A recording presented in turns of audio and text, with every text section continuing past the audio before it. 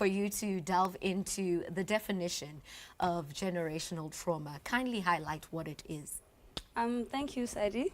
Generational trauma would be an experience, actually, a traumatic experience, or if I say an experience that somebody have had, either witnessing or personally, on a personal level, from generations to generations, from the word itself, generational trauma. That is, it is inherited trauma, something that we started first with our ancestors. It was passed on to one generation to the next. Yeah, Okay. and it keeps on going like a cycle. Oh, it's a cycle. It's a cycle that we experience. Yeah. Maybe, Thabiso, you could delve into maybe citing an instance of what that kind of generational trauma could be. Just an example of what it might be. When we are talking about generational trauma, like my counterpart has said, we are talking about trauma that has been passed down from generation to generation.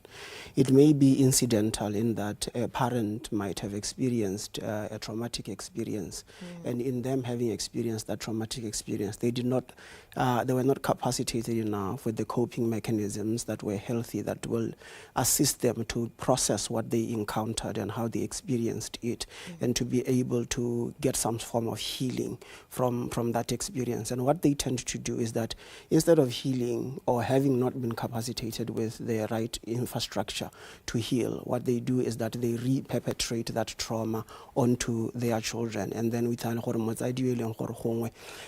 in their upbringing, they were raised by an emotionally dysregulated parent who was constantly angry, who spoke to them constantly.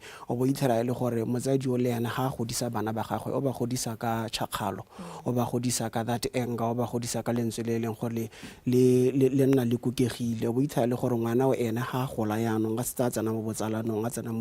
relationship. They have their emotional spectrum. How they are mostly emotionally fluent in these feelings that were mostly dominant and transmitted to them. They speak fluently in anger.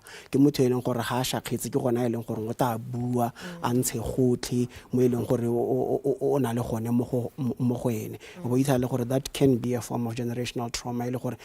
Is not the first, is not what is not really what happened to them per se. It's what happened to the parent, that they did not know how to deal with it, and then they handed it over to the child. The child only learned that as a learned behavior, because what parents do in moderation, children tend to do in excess.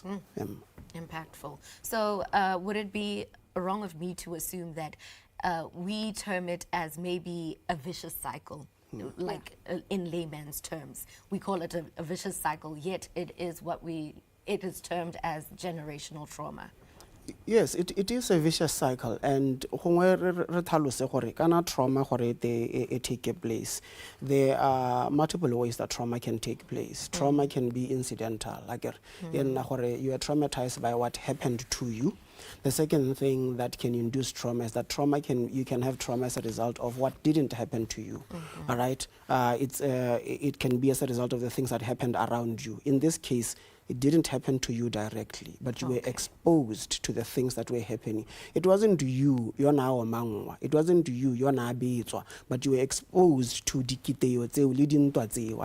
So trauma one is incidental, and it happens to you directly. Secondly, it can happen to you, you can experience it as a result of what happens around you. But also there I say, trauma can also happen as a result of what didn't happen to you, that you expected to happen to you, that you developed a framework, this was supposed to happen to me. I can give an example because it sounds a little bit vague. Let's say Marang Raja block 7 Raja Skolo. Haraja Skolo, Haratama Mozilling, Relemha Gate ya Jaratang Mozilling Boots, and gate the Dinjazi Motin Dijazuquant. Haranzerelem how Dijazuquant. We are working, we are just kids. We are working by Haratamaya, Ebelo Hodinjazel, Ditala Quant, Dissimula Hodia Horalo. Hadirialo Layalo, Nalemarang Rasiana Rahoa. Harohoa, Marang gets out of the house, and then Hato out of the house. Okalemela dinjazeli. Ha kalemela dinjazela ba kuka marang. Ha kuka marang is giving marang one reassurance of safety. Kuka Marang, umontsha from the place of incident or the place of accident, umontsha from the place ya trauma, o amukuka. Thabiso ene o irang, ka nako eo, Thabiso ene, ga a thusiwe gore a process maikutlo a e leng gore wa feel, which is feelings of fear, which is feelings, o feel abandoned now because ene ka nako eo, mmaagwe ga a yo ho, there's no adult who's assisting them to process those feelings. So what happens there? Trauma ya ga Thabiso, what didn't happen? What didn't happen is that somebody wasn't there to assist him to process that what she was experiencing. Marang let Thabiso experience the same incident, but Marang leaves that incident unscathed, unscorched, but Thabiso leaves that same incident scorched. Oh, wow. So impactful. We neglect to understand what a scenario that happens to both of us can impact us differently. Yes. Oh, wow. That is truly impactful. Well, let's talk about trauma-informed therapy. How do you approach trauma-informed therapy with young clients who are dealing with both personal and systemic forms of trauma? Marang, you can go ahead. With trauma-informed therapy, its main mandate is to create safety, is to create a platform where you get to understand and acknowledge your emotions and have a plan on going forward. So at first, when you're dealing with young people, it's very important that you understand, you make them feel that they can talk to you, they can really open up. Hence the most common practice that we do called the safe space. So you need to build a rapport enough for them that they can actually say anything and anyhow in the way that they feel their trauma happened to them. And then from there you go to a level now where you are building on them to acknowledge their feelings. Because feelings that are not acknowledged, they build up and they become the problem in the forefront. So it's very important for when you are dealing with young people to help them to acknowledge, I am sad, ke tshogile, ke iragalwa ke so se ntira gore ke feel jana. Ga sadi a ntshwara jana, ke ikutlwa jana. It's very important to acknowledge those feelings. From there, then on their own now, with the help of the counselor, they will be able to build up to the solution now where what goes forward. Ka moso ha ke fila jana ke tshwantse gore be ke itse gore ke dira jana le jana. Ga ke na le anxiety attack gone yana ke tshwantse gore ke itse gore okay, first ke tshwantse go hema ke leke go ira jana ke leke go ira jana. That is the main basis of the therapy. It is to help them to be able to cope because it's gonna come again. When with healing of trauma, it doesn't happen instantly. It's a long process. It's a longitudinal process. So today you teach them how to acknowledge their feelings and how to deal with them, so that tomorrow, when the roller coaster comes again, it goes down, they know how to tackle it alone now and be able to be well empowered. So in the instance that somebody has experienced trauma, how would you see that? How would you notice, or for a blanket word, what would be a symptom of a person who's experienced this, and how would you approach them in order to make them feel comfortable to divulge what they've experienced? I know it's a very difficult thing to ask because there's so many instances and scenarios, but maybe you could share the most common one. The most common signs of trauma is detachment, especially on young people. Marang ke an outgoing person, wa bua, wa engage. She's the life of the party. And then she experienced something so traumatic to her. A change. The first thing you notice is detachment from people. Ke simolola like a distant. Ke itswalela ke ha le gore ke bua thata ke hokotsa go bua. Ga le gore ke motho le go tswa ke nna muntu. The other thing that you can notice, if it was a physical trauma, they watola mmele. Ga ro ama dumela a simple hug, a simple touch ya mutudisa, because the mind instantly goes to that incident that happened. Those are some of the things that you can notice. Some of the way is the change in clothing. Eventually they start to wear clothes and change the colors of their clothes. They want to be invisible. They don't want to be noticed anymore. They don't want to be in a group of people. They like to be somewhere in the corner or somewhere hidden where they will feel like, okay, here I am safe. Because their main goal is to be safe now because they've been exposed to something that didn't treat them well. So they try to keep environment. Maybe to Yes, please, go ahead. To edify what Marang is saying is that one of the symptoms of trauma is that you realize the person that has been traumatized, they tend to have certain behaviors that allude to an incident probably having happened to them. It can be in the form of protest behavior. It's when you look at the permutations, what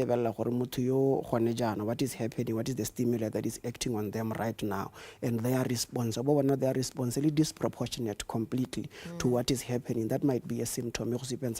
There is something underlying that is happening actually here, or that has happened here, that has not been addressed, and this person is responding involuntarily to what has happened. So more protest behavior. The other thing that can also happen is that mutho I minimize, I contrast, a hokotsa lentswe la gagwe, a tsana mo crowding, a ba itira monyenyane, a ingota, because at that point in time what they are trying to rationalize the incidents that happened to them, and ba feel like maybe they play good victim blaming. I blame, I feel like ha ne ke see this loud person, ha ne ke see this person, if I was not so visible, maybe I would not been a target. O bo itla le gore motho o simolla I reduce. So how bona tsala o bona mongwe ka wena simolano a tswa from their normal range of who they truly are, e ba simolla ba nna motho yo sele.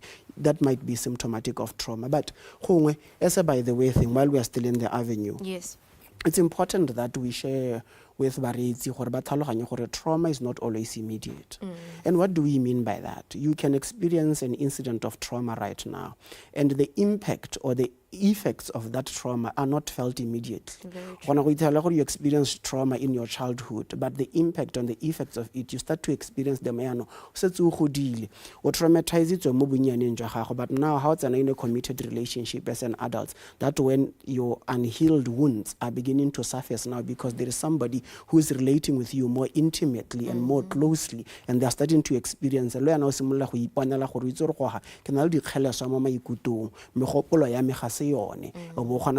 trauma is not always immediate. Number two, trauma is not always universal, like I said from that example. We experience the same experience. Re experience the same uncle is traumatized from that experience. Traumatized. We have different frameworks. Marang has developed a framework and therefore it is in my normal range of anticipated experiences. So even when it happens, Marang can cope with that. But with any of that at all, so it's overwhelming to them. So with especially young people,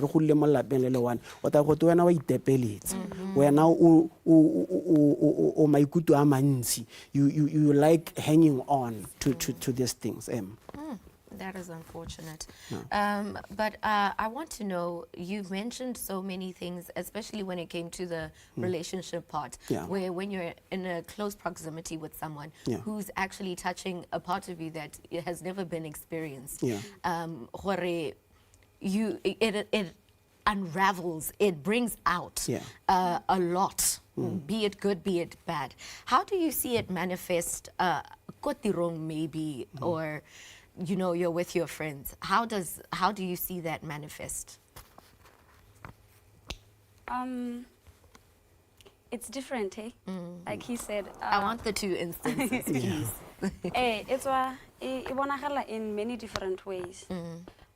Sometimes, okay, let me give you an example, especially with friends. Like he said when we were defining trauma, what it can be my normal, I get it based on how was I raised, the environment that I grew up in. My normal won't be your normal. But then I'm gonna encounter somebody with a soft tone. Family meeting.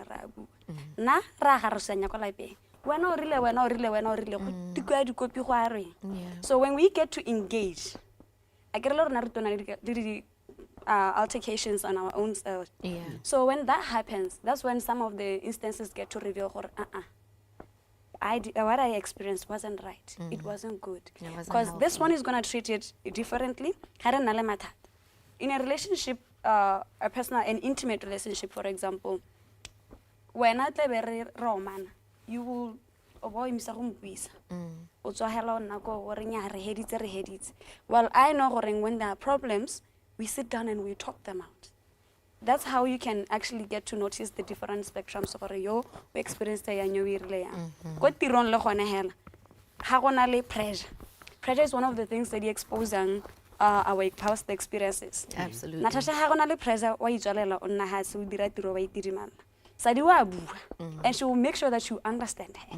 She will come to you, Natasha we she wants you to understand that she's the boss. She has this and you need to hear her. Because they either moto who voice out a lot, either they experience trauma they didn't have a platform where they can voice out their views. So by the time we are in pressure, I feel I need to ready. So I must be heard now. So on those kind of different levels, because of and that continues on. Pressure. Or in an environment where people's views are now have to be reviewed and everything. Passive. So those are in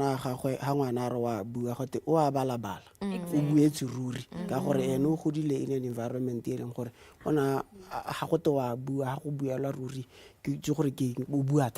so ngwana ha setsa a re wa express you minimize that child's voice why hokotsa and all of that. Oh, wow. Quite a mouthful. I'm learning so much today. But I want to know about breaking the cycles.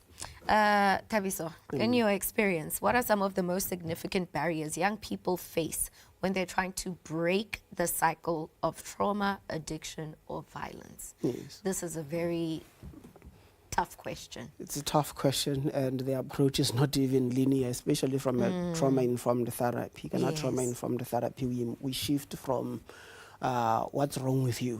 We want to focus on what happened to you.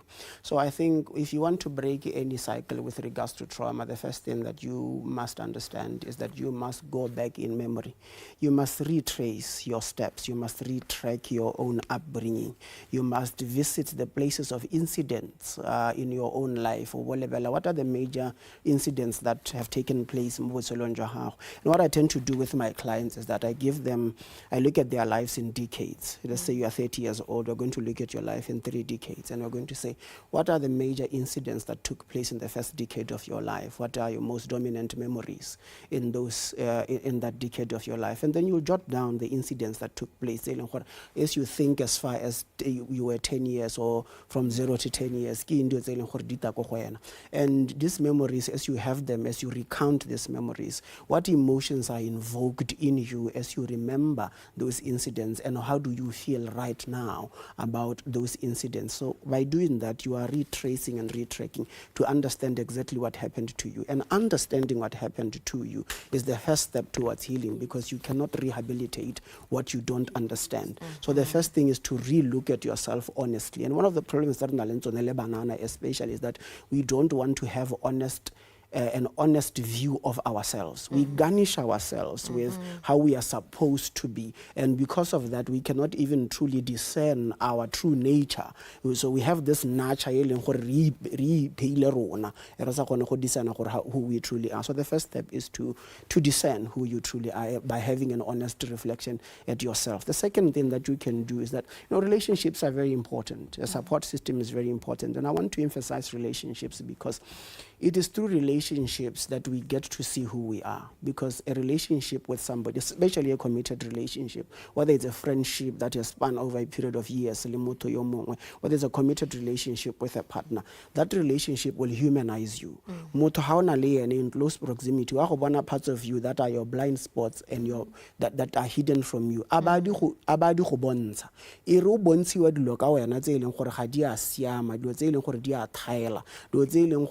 Ga se tsone ka wena, you don't contend against that. You become open to that honest assessment and feedback from somebody who has close proximity le wena, and that is the challenge for banana. And na gore ga nthaloganya ga itse my truth, is not supporting of who I am, but this is a person who is in proximity with you. They are seeing you, and they have more than a 3D perspective. They have an intimate view of who you truly are. So let's get into relationships. One, they must be committed, because it is within the confines of committed relationship. Interaction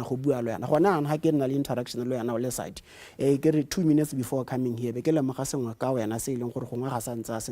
first thing as a level-headed person, I don't have enough information about Sadi to make a remark about that. So something I should have made a remark. Number two, I don't have the relational currency with you enough to begin to share that with you. But if we are in a committed relationship, I know I'm making an indictment on banana or in committed relationships, whether it's friendships, whether it's love relationships, because those relationships are going to humanize us. The third thing that I would say, and I'll give to my counterpart, is that let's seek therapy. You need to sit down with a trained professional who has a trained eye and a trained ear to be able that trained eye and a trained ear is going to be able to discern where your areas are of lack, is going to be able to give you an informed diagnosis and begin to procure for you an intervention plan that will assist you from what you are suffering from. When you mentioned the second point about there are things that you know about yourself and things that somebody can see that you don't know, the blind spots. I just thought of the Johari's window, where there are 4 aspects. I get you, the truth you know about yourself, the truth you know about me, the truth we both know, and the truth that is unknown.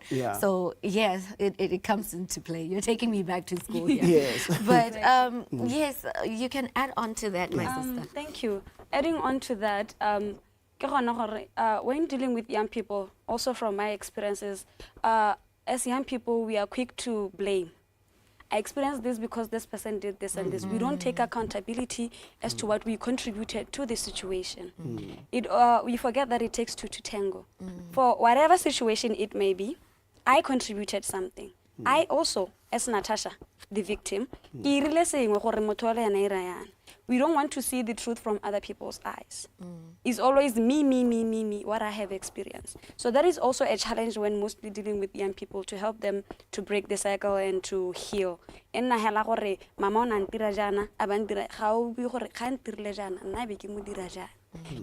when the mother comes or the other counterpart comes to say, your actions made me feel this and this and this, we always feel triggered to say, but you caused me to do this. You did this. Yes, we are always in defense. We are never in an open mind, like he said. We should always be open to say, I understand what you're saying I did to you, and in my perspective, this is how I felt this is. And we find the gray lane where we can now come and conjoin and say, okay, from now we can do this and do that. So yeah. I want us to delve into how sensitive our society is to generational trauma. What have you seen, or how have you seen the community, our cultural practices? How do you see them responding to trying to deal with getting rid of generational trauma? Thabiso, you may go. I think our society, if I'm being honest, we are very insensitive to generational trauma. We are uninformed, and not because there's, and let me say this in context, in an era of an overpresence of information, where information is being thrown around, we have gotten for ourselves teachers and tutors who are teaching us wrong things. And we get wrong information and we peddle that information as truth. That wrong information, informed. Or you are dealing with a society, you are so insensitive because you don't understand what you are talking about, because that information was wrongly assimilated and wrongly obtained, and it is in error. They are so held on to the wrong things that they know, and they have made a consensus around them them, and now truth is not objective. Truth is a consensus. It's what me and Marang and Sadi agree on, and then that becomes truth. And at the end of the day, reality on is objective. Even if we agree, radumalana ranna 20, bere for my consensus, bere for a mob on social media, this is the truth, reality will always contradict and will always oppose us. And when it does us, we find ourselves undone with that. So that's the first remark that I would like to make. The second remark that I'd like to make is that we're insensitive because and part of our insensitivity is that we have a culture of lack of accountability.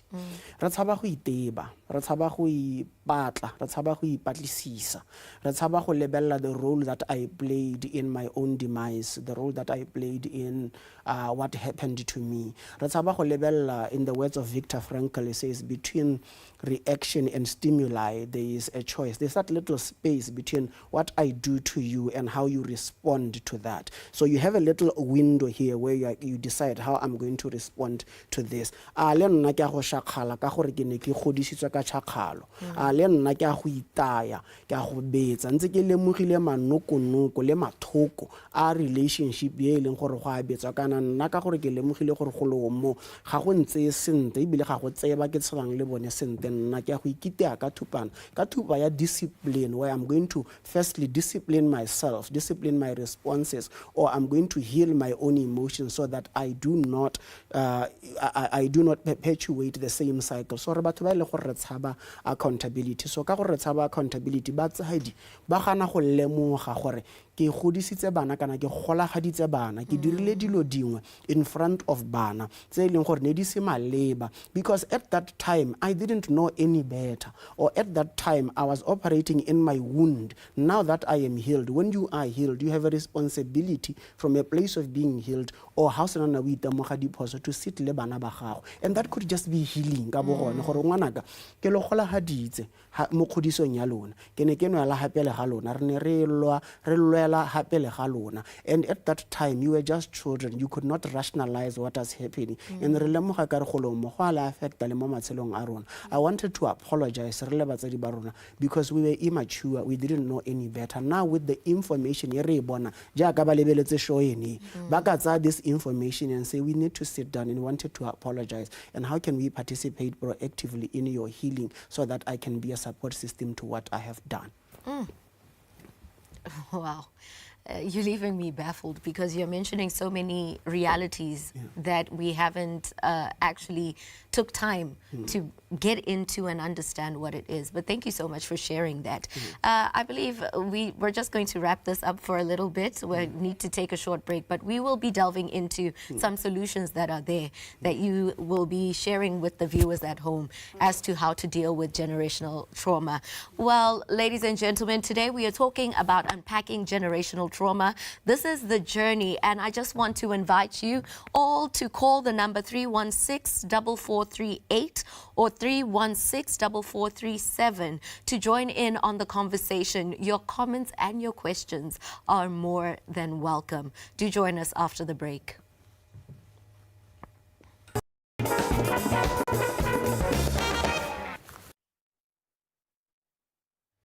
Welcome back, ladies and gentlemen. This is The Journey, and today we are talking about unpacking generational trauma. Today I am here with Marang as well as Thabiso, who are delving into the conversation with me. But like I said before the break, we would love for you to contribute to our conversation by calling 316-4438 or 316-4437. Please call in with your questions or your contributions. You are more than welcome. So, Thabiso, as well as Marang, we had a really hearty, heartful and wholesome conversation before the break. And we dealt with the trauma side of things. We talked about it at length. But right now, I want to get into the solution side of things. Let's talk about youth-led movements, because as the youth, we are the people who are expected to be proactive about finding solutions and change and impacting the society in order for the next generation to be better. So are there any youth-led movements that are present and prevalent that we can go to and they can assist in dealing with generational trauma? Thank you, Sadi. Emma. I believe that we do have the youth-led movements, Mo Botswana. There are quite several. Even with NGOs like the one I work in, Mosepele, we always try to have like different campaigns and to reach out to young people to say, hey, come, let's join us. The ones where the boys, the youngs and men's, where they lead conversations about gender violence and abuse and drug abuse, where they try to like navigate and say, from us, Banna, since the statistics are always on us, what do we say pertaining this? How can we move forward towards this? And they try to go out and talk to other men like them, because one of the active things that work is peer groups. We listen better to our peers, to our age mates. So engaging on peer education and engaging on same gender conversations, women's talk, boys talk, we get to navigate and to actually open up better. Because a woman can understand all the emotions of a man. Neither can a man understand all emotions of a woman. Absolutely. So if we are all women and we are talking about how we can heal better and how we can do certain things better, it becomes actually more effective than when it's the genders are just confined and So having such kind of a platform, it really helps. So we do have them, and I believe that more are coming. We believe more are coming. More are coming. Yes, I think we should edify the youth who are listening to us, because they're making great strides. Absolutely. There are so many activities that are going on. There are so many organizations that are mushrooming. There's personal development sessions and seminars that are taking place all over the country, and youth are actively engaged in unpacking the things that have happened to them, in unpacking the things that have happened around them, in sharing about the things that have affected them, that didn't happen to them, that should have happened to them. They are trying to relook at their schema and see how they see things, and I think it's something that is worth commending. However, there's a challenge with regards to youth-led organizations. And it seems somehow we have all collectively agreed and formed a consensus that being youth-led is the standard for leadership. You are just a youth, then you can lead. And I think we need to correct that, especially some of us that are leaders and front runners in the area, that we need to correct that in the sense that if you are going to lead any movement, you have a burden to ensure that you are leading from a place of understanding. And that means that you must get the right knowledge. You must equip yourself with the right knowledge, and you must use informed practices that ensure that as you are leading in this area, you are leading from an informed place. Because one of the challenges that we are not using informed practices. We are using emotionally informed practices. And that is not what translates to impact on the ground. People are always interventions di kana batho ba ya di counseling, batho ba ya kae ba dira se ba tenda di seminar mme ga ba hetoge o ibotsa gore motho ga hetoge ke eng go tsela gore one of the areas is that they are not receiving the right information to begin with. We are leading from a place of sensationalism. We are leading from a place of trend and hype. If I do something, if I do a seminar, ke le Thabiso ke batla gore batho ba go seminaring, and it's kudos to me, I did a seminar. But what did I share in that seminar? Was that informed? Did it impact on people's life? And then second thing that you struggle with is that we struggle with follow-ups. We need to follow up to see if intervention is working. And Batswana how ro follow up gape ke batho ba ile gore ba feel ka re ba lapisiwa. Yeah, that's one of the challenges e leng gore na le tsone. So when it comes to support systems, from your experience, Marang, what types of community support systems have been most beneficial in helping young people heal? It all first starts with the family support. The family support is the root cause of many things. Therapy. First, yes, I will be the one having to deal with my issues, but then it's very important and detrimental to include my family, the people that I stay with. They need to understand my experience. I need to understand their side of view so that we are able to now coexist and move forward. Without that, my coping mechanisms and my moving forward, my counterpart a bua ke tona ntse ke boela kwa morago hela ka re kana ke me ke duela therapy ga go bereke go botlhokwa gore batho ba ke nang le bone ba tlhaloganye se ke se experience tseng go botlhokwa gore ba tlhaloganye gore ke bata go tswa ga ke a kae le bona ba tlhaloganye gore what is their role in this experience and what is le next one so tlhaloganya my role in their experience so family hela support e botlhokwa we then go and expand it to now going to your friends, to your day-to-day activities. If uthola ko sekolong thata, your friends they will be your secondary support. Your friends also need to know the role they play in your life, the role they play in your healing. They need to understand the things that they contribute and they take out from you. So do you. So having family and friends and look at the wrong, your boss, the boss, your colleagues, they also play a role in your healing. So whenever we are doing, trying to build up your support system, we try to look at your environment. Where do you go? Who are your day-to-day people? And we try to pick up the main people in your life that are adding more things to your life. Rebuild your healing process. They also need to undergo this therapy. They also need to undergo your process, because if they don't, like I said in the beginning, they are going to end up either adding more or increasing your trauma. Re-traumatization. Yes. So how holy. Ntho ya gago ke gone mo anong ke tshola ke bona di trends mo Facebook ke tlabo le yona gape ena le di challenge because ke tlabo ke tsamaya le sadi le mmago sadi re tsana mo therapy ka mosota ba re mphitise kopi kana ke yone mma ke a go ya no bring up the things that happened ke a go traumatize ke go feel no calm they need to really understand, like he said, follow up. Even if we are doing this family support, follow up able talk. We need to now reason, okay, ke boletsa mma go sadi gore sadi o tshela jana le jana o fila ya mma go sadi ba tlhalosetsa sadi gore go ntse jana.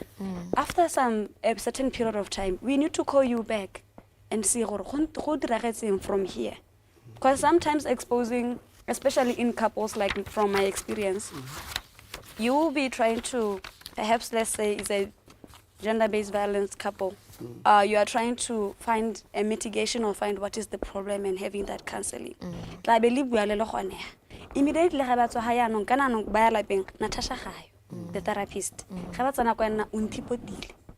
You did this and this and this and I'm this. sorry for that. Everything that I have, you were trying to teach them and to get them to agree on, it all went through the window. Counseling. You have now opened up the wounds to the perpetrator or the victim. I guess sometimes it's the perpetrator who comes and wants to stop. So now the victim but we because of failure to follow up and to actually make this a long process which will be beneficial, Natasha either that increases or healing in cut off hand. So it's very, very important that even when you are planning the healing process, we engage everybody. We talk to everybody, get to understand going forward. And most importantly, we do follow up. Keep coming back until we now get to see in the common understanding. And maybe to edify on what you're saying, Moretsi Harare did healing is not instant.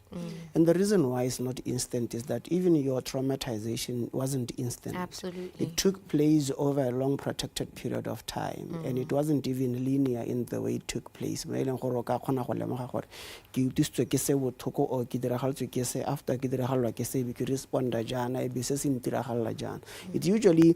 it usually surfaces itself as a mosaic of experiences which are webbed together. So therapy, people tend to come to the therapy process to experience they expect you to perform miracles, to unweb something that has taken place over a period of 20 years. So that therapy is not going to be the healing is not going to be instantaneous. So Moretsi Hari ready a support system to somebody who's going through therapy.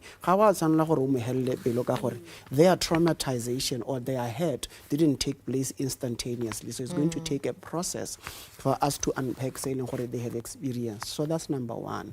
Number two, re tshwanetse ko re lemoge gore once you are part of somebody's journey, when you are part of somebody's life, you have responsibilities towards that person. So dilo tse le re rata re di lemoga ke gore ha nka ka re le mo relationship, for example, let's say I'm in an intimate relationship le motho, ebe motho a ya therapy, ebe nna ke sa ya therapy. I'm not a support system, because what is going to happen is that yes, that relationship is probably going to die a natural death. Why? Because I have moved away from where I was. Therapy kana ta be re o tsena ko therapy. E be re go thusa gore o lemoge gore o diragaletswe ke eng. Ebile o ka cope jang, o ka heala jang from the tse neng gore di go diragaletse. Immediately we encounter that information, it shifts the dynamic of our relationship. I can no longer interact with you the same way that I was interacting with you before I encountered this information that has changed me. It's either I become healed, and when I'm operating from the process of healing, when you are operating from your wound, I can no longer enjoy the ignorance which was once blissful to us. When you are still enjoying the things that were working for you in that relationship. The second thing, the way I was relating, that relationship it is dead, it's gone. It no longer exists. We must build a new relationship, because what is happening is that who I was in that period of time, in your life, in that dynamic, I no longer am that person. So I must reintroduce myself to you. And it's difficult, because I'm being introduced to myself. And I'm trying in the same process, one relationship, I'm trying to also introduce to you the realities that I'm experiencing about myself. And how how patient, how a support system, how to engage in that process of supporting and also looking at yourself. That relationship is going to survive. Since and then the second thing, what do? You begin to weaponize therapy. Trigger, because you are not engaged in the process. So this is an indictment on us. If you have somebody who's going through therapy, if you have somebody who wants to heal, don't be that person. Imagine being a partner or being a friend.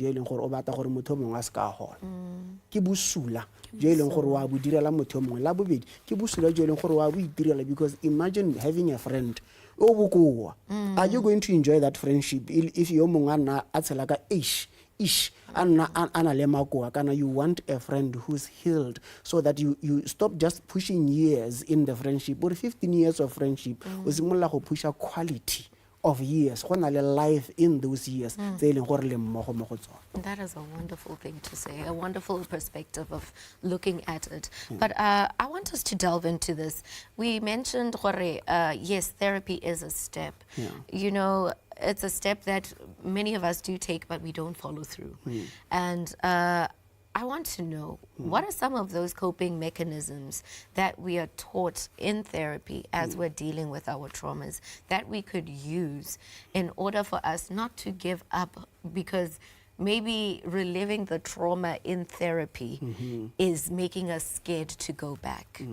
I don't know if you get what I'm trying to say, but many of us have experienced therapy. Many of us all want to go to therapy, but because of stigma from society, or because you've experienced it and then you found out that it is a lot of work, and learning previous behavior and learning new behavior, it takes time, obviously, because you've learned it over the years. So what are some of those coping mechanisms that we could use in order to maybe encourage somebody to go to follow up, or to start the process? But the coping mechanisms, there are many. The first coping mechanism could be the breathing mechanism. Whenever you are, for example, especially people with anxiety, the breathing mechanism, what happens is, whenever something you feel that is taking you back, you breathe. You take a moment and you breathe. You step away. You don't need to react instantly. Many of us, we tend not to have that capacity to not act up instantly. Something is happening to me now, I need to react. Earlier on, he mentioned something about your response. How you respond to a certain incident matters. So whenever something happens, perhaps that is drawing you back, you need to learn how to breathe first, to recollect, and to try to remember what you were taught to do, the steps of going forward. This, I used to do this and this and this, and that wasn't good. Now I need to think positive, to think the best way, so I can start to do 1, 2, 3, 4, 5. When you say perhaps in a social circle, you're with your friends, and topics they fly, and then one of the topics just starts to touch your heart. You start being sensitive to the topic. It's important to, one of the coping things that you can do, take a step back, walk away, go to the restroom, pull up your phone, press on your phone, detach a little bit momentarily from that topic until now your emotions are well and due to be able to now entertain the topic or to engage with the people. That is some of the coping mechanisms you can do. The other mechanism that you can do is to other mechanisms that people do are the creative arts. Those ones, they tend to work mostly with young people. Absolutely. They say they turn the pain into art. The creativeness. Yes, the creativeness. Write a song, hey? Sing about it. Become artistic.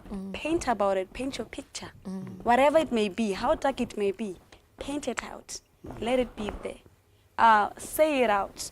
To some of us, being vocal really helps. So say it out. Say your story. Find people who are willing to listen. Say your story. That can be a healing process for you. That can be a coping process for you.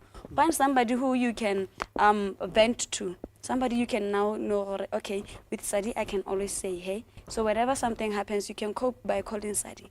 Sadi salami, keha, huara. Sing about it. Do something about it that it becomes creative. Some people have actually written books. And in that process, they get to heal and to cope and to know what it's okay to be feeling this. It's okay to be doing this.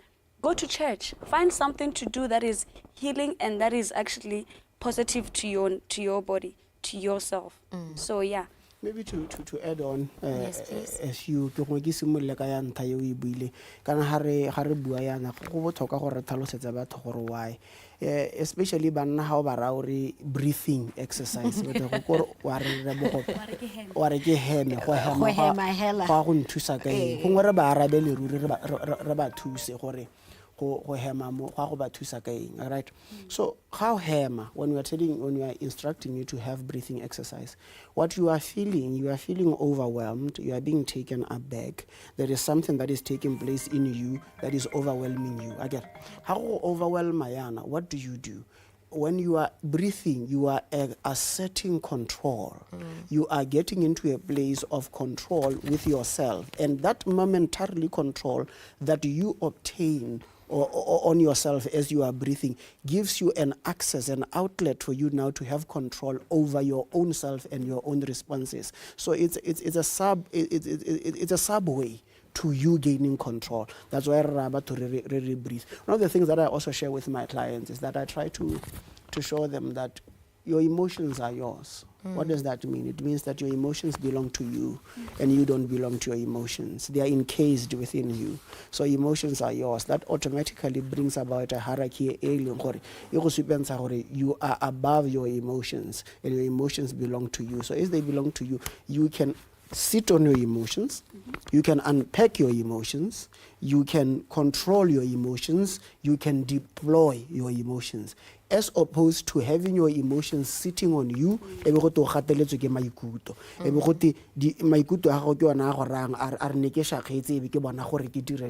So we are set control after the breathing exercise is for you to operate with this operating system that maikutu belong to me.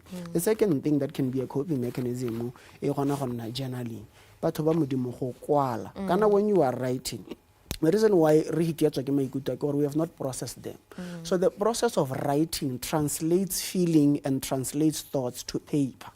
As you are translating thoughts to paper and feelings to paper, in that process of translation, you are able to have self-awareness, to understand ke feel jang ke akantse eng ha o tsena o tlhaloganya gore o feel jang ebile o akantseng ha o setse ya go kopana le motho yo mongwe o buang le ene kana go bua le mokapelo wa gago you can have clarity of speech and you can have emotional clarity gore mma ga ke re ga ke itumela se ka gore se nka majana most of us don't even have emotional clarity ha o re retsa batho ba re ba o man ha le ka I recorda na go ngela go mana le mokapelo o bo recorda bo re khantelo ta o retsa o ta o le ma gore me motho ha nka ka nkuta ka gore ga ke bue sepe re bua maikuto a leng gore ra kgarameletse go godimo ka gore we have not learned the practice of go ithetsa go batla gore maikuto a ka ke eng ke a tlhaloganye pele ke a thusa gore ke a tlhalogantse motho yo mongwe so journaling is very important the other thing that is also important is exercise you need to have a physical outlet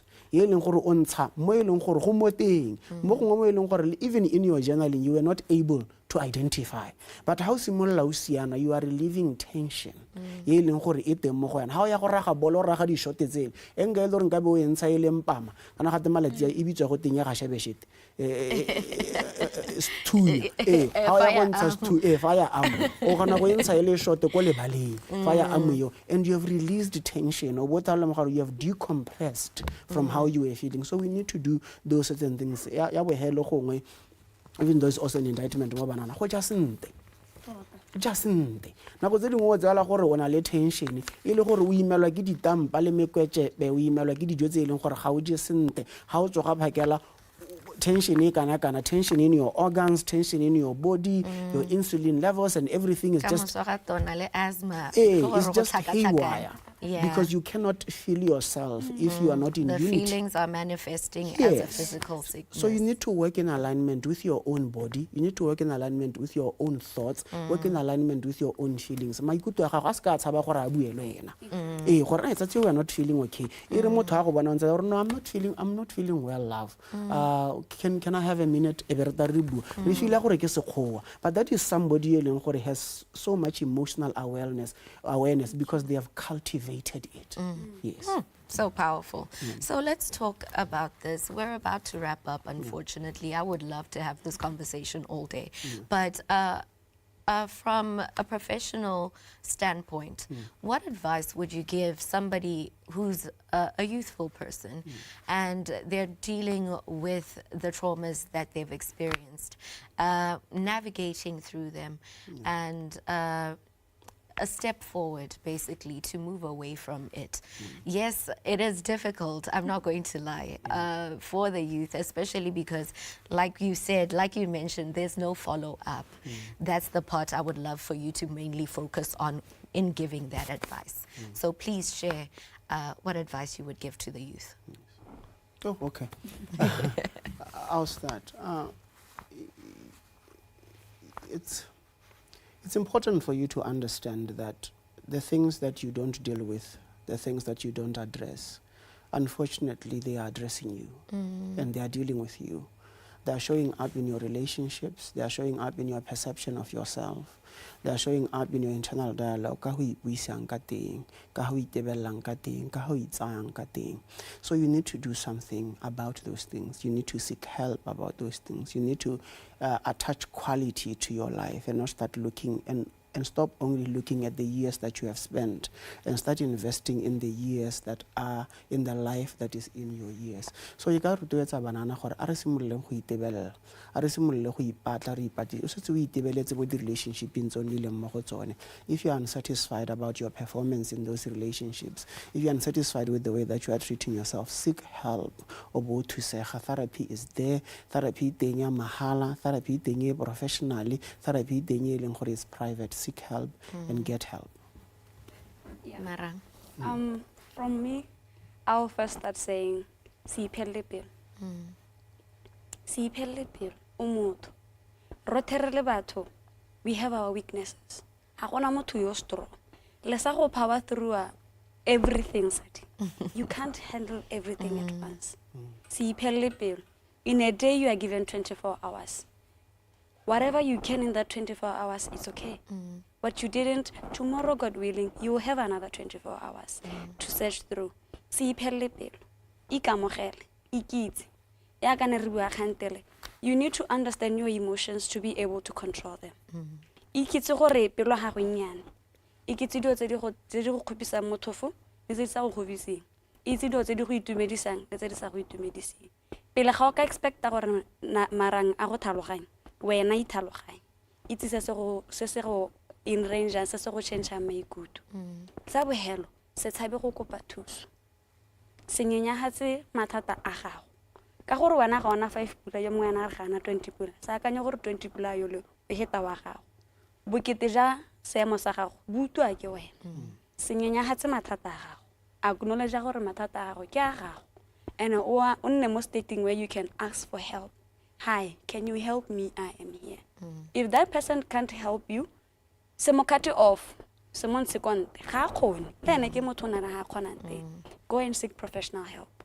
Like he said, thuso e mahala e teng ya madi e teng e private anyhow. There's someone somewhere who's willing to listen and be there for you. You know, for some of us, we really don't know, like, if we are not able to pay for the service, where could we go? The primary place where you're saying, emotionally, I'm just not okay, or I've suffered through this thing, where can we go in order to establish this journey? All government medical institutions have they have counselors. You go to a health institution, they will direct you to the right place. The organizations they do offer therapy mahala, center. You can just check on Google for free counseling services or so government institutions are free. If you are not comfortable with or you are or feel like overwhelm system but we want to still go there overwhelm system, go to a private counselor, seek a psychologist who will sit with you and through your issues. Thank you so much for joining us today. We've said a mouthful, and we hopefully have impacted someone somewhere. I'm sure somebody is touched. But I would like to appreciate you for joining us today and delving into this subject that is very sensitive, but very important that we touch on. So thank you for being a part of this movement today. Thank you. So much. Ladies and gentlemen, I would like to take this opportunity to say thank you so much for tuning into The Journey. We were unpacking generational trauma today. We said quite a mouthful. But if you are experiencing something that is very sensitive to you, please visit your nearest hospital, your nearest health facility to get the assistance you need. My name is Thabiso Cavin, and you can join us again next week, Wednesday, right here, 9:30 on BTV1.